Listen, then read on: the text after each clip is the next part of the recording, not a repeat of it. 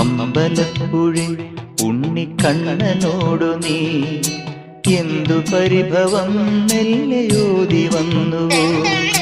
കൽവിളക്കുകൾ പാതി മിന്നി നിൽക്കവേ എന്തു നൽകുവാൻ എന്നെ കാത്തു നിന്നു നീ? തൃപ്രസാദവും മൗന ചുംബനങ്ങളും പങ്കുവെക്കുവാനോടി വന്നതാണു ഞാൻ.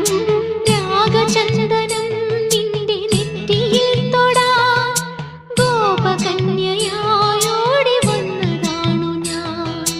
അമ്പലപ്പുഴി ഉണ്ണിക്കണ്ണനോടു നീ എന്തു പരിഭവം മെല്ലയോതി വന്നു?